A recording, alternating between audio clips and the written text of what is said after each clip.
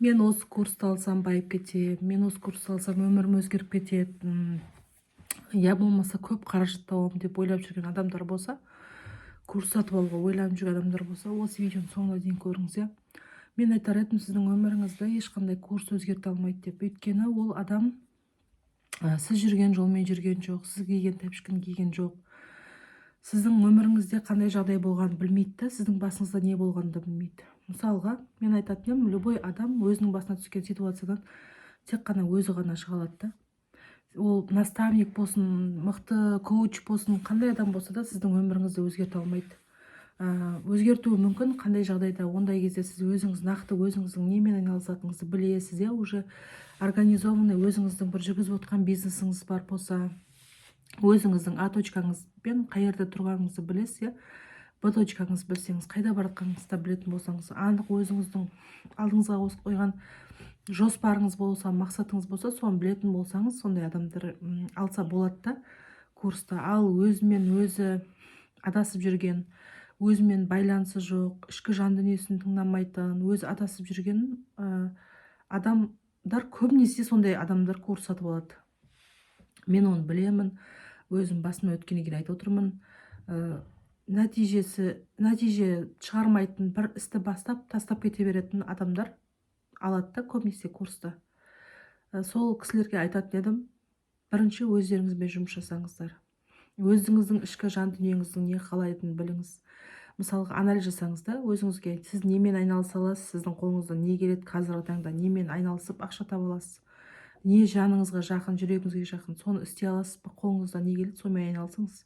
Одан кейін мысалға, ол сауда болатын болса, сіздің болашақ клиенттеріңіз кім, сіз кіммен жұмыс жасайсыз, қандай жас шамасындағы адамдар сіздің болашақ клиенттеріңіз деген сияқты, соның бәріне анализ жасап білген кезде, өзіңе не керек екенін білген кезде ғана курс сатып алсаң болады да. Көбісі олай жасамайды, өзіне не керек екенін білмей жүрген адамдар бар. Өзінің ішкі жан дүниесімен келісімге келе алмайтын, өзімен келісімге келмеген, өзінің не қалайтынын білмейтін адамдар көбінесе курс алады да, қателеседі. Сосын оны алады да, 1045 курс алып алдым, ақшасын төлей алмай жүрмін, рассрочкадамын, кредиттемін, просрочкаға шығып кеттім дейді. Ана инстаграмнан, ютубтан болсын, қай жерден болсын, мен сені жетістікке жеткізіп жіберемін, сенің өміріңді өзгертіп жіберемін деген курстарды көріп алады да, соған еліктеп, менің өмірім биткенде өзгеріп кете саламын деп ойлап қателесіп алады. Көбінесе жалған жаңағы иллюзияға алданып қалады, өзінің тұзағына, өзінің құрған тұзағына өзі түсіп қалады көбінесе.